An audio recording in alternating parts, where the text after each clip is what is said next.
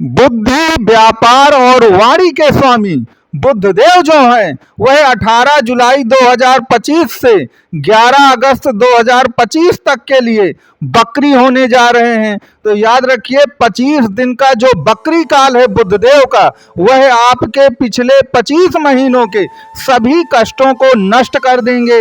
अब वह सभी कष्टों को कैसे नष्ट कर देंगे, क्योंकि हमने तो हमेशा राहु और शनि के बारे में ही जाना है कि यही कष्ट के कारक हैं और इन्हीं के द्वारा कष्ट मिलते हैं। लेकिन याद रखिएगा बुद्धदेव आपकी कुंडली में भाग्य का स्वामी होता है मकर राशि के लिए, और यदि 25 दिनों के लिए भी भाग्य आपकी मुट्ठी में हो जाए तो याद रखिए सब कुछ पूरा जीवन आपका चेंज हो सकता है। तो आखिरकार इन 25 दिनों में हमारे जीवन में कौन से बड़े बड़े बदलाव होने हैं, उसी का विश्लेषण आज की इस वीडियो में किया जाना है।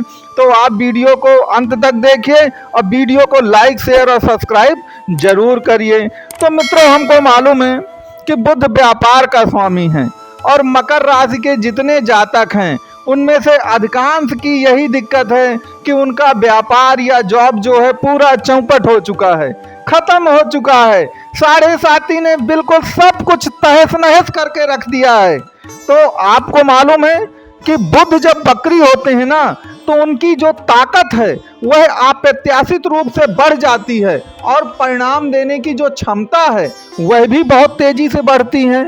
तो बुध आपके बुद्धि, व्यापार, वाणी के सिवा भाग्य का भी स्वामी है। तो निश्चित तौर पर इन 25 दिनों में जो भी व्यापार आपको शुरू करना हो फिर से वो आप शुरू कर सकते हैं। दूसरा नंबर, जो व्यापार में आपके कमियां हो उन कमियों को भी आप ठीक कर सकते हैं। अगर आप किसी नए जॉब के लिए अप्लाई करना चाहते हैं तो निश्चित तौर पर यह समय जो है आपके लिए बेहद उपयुक्त समय रहेगा। उसका एक दूसरा कारण भी है उपयुक्त होने का कि याद रखिए जब भी कोई ग्रह बकरी होता है तो वह पीछे की ओर चलने लगता है। तो जो आपके बुद्धदेव महाराज हैं वह कर्क राशि में बकरी हो रहे हैं 18 जुलाई से। अब देखिए कर्क से पहले कौन सी राशि पड़ेगी? मिथुन राशि पड़ेगी। तो जब वह कर्क से बकरी होंगे तो मिथुन राशि की ओर चलेंगे, और आपको तो मालूम है मिथुन उनकी स्वयं की भी राशि है और वह आश्लेषा नक्षत्र में भी बकरी हो रहे हैं जो उनका स्वयं का नक्षत्र भी है। तो ये जो ताकत बुध को मिल रही है, एक तो अपने ही नक्षत्र में बकरी हो जाना और जब पीछे की ओर चलना तो अपनी राशि मिथुन राशि का बल प्राप्त कर लेना। निश्चित तौर पर बुध का ये जो बकरी काल है, याद रखें 25 दिन यह जीवन का एक गोल्डन पीरियड आपके लिए हो सकता है। तो जो भी व्यापार आपको करना हो, जो भी कार्य करना हो, जो भी शुभारंभ करना हो, शुभ कार्य, यह समय आपके लिए उत्तम रहेगा। यहाँ पर दूसरी बात याद रखिएगा, आपने सुना होगा वाणी का बड़ा महत्व होता है। कई बार हमारे जो संबंध हैं वो दूसरों से इसलिए बिगड़ जाते हैं कि हमने कुछ ऐसा कह दिया कि बनती हुई बात बिगड़ गई। तो अब वाणी में सुधार करने की आपको आवश्यकता नहीं होगी। बुद्धदेव आपको वह ताकत दे देंगे कि आपकी वाणी में वो आकर्षण होगा कि जो बिगड़े हुए रिश्ते थे वह आपके बन जाएंगे। चाहे वह रिश्ते आपके मित्र दोस्तों के साथ रहे हों या घर परिवार के वैवाहिक जीवन के साथ रहे हों। तो मान लीजिए कि आपका वैवाहिक जीवन किसी तरह खराब हो गया था, ऐसी कटुता आ गई थी, कुछ ऐसी वाणी का प्रयोग कर दिया गया था जिससे अपने रिश्ते खराब हो गए थे। तो अब वह समय है 18 जुलाई से 11 अगस्त 2025 तक का वो समय है जब आपके जो भी रिश्ते बिगड़ गए थे उन रिश्तों को आप पुनर्स्थापित कर सकते हैं। यहाँ पर एक बात और याद रखिएगा कि बुध आपके भाग्य का भी स्वामी है।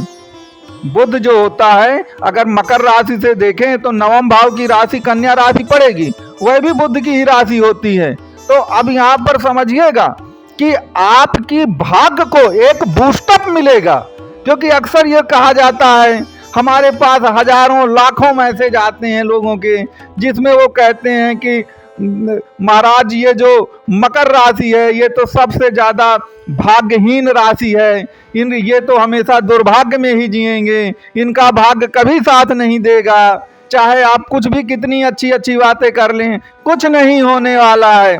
तो ऐसा नहीं है, याद रखिए, ये जो आपको मिल रहे हैं ना 25 दिन, आप बुध देव जो हैं वह आपकी भाग्य को याद रखिए चमका के रख देंगे। तो जो आप भाग्य का रोना हमेशा रोते रहते हैं और आपको कहना है कि भाग्य तो कुछ होने नहीं है हमारा, उस भाग्य को भी देखिएगा पर लग जाएंगे और भाग्य आपका साथ जो है 100% आपको जरूर देगी।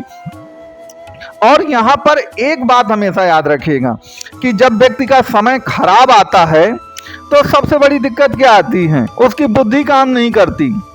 वो जरा सा मुसीबत में फंस जाता है तो उसे पता ही नहीं चलता कि मैं क्या करूं क्या ना करूं, वो बिल्कुल परेशान हो जाता है। तो देखिए, बुद्धदेव में वो ताकत है, चूंकि वो बुद्धि के स्वामी हैं, कि वह आपको किसी भी चक्रव्यूह से बाहर निकालने की क्षमता रखते हैं। तो बुद्धदेव आपको, अगर आप किसी मुसीबत में फंसे हैं, असमंजस में फंसे हुए हैं, तो बुद्धदेव याद रखिएगा आपको उस मुसीबत से बाहर निकालने की पूरी क्षमता रखते हैं।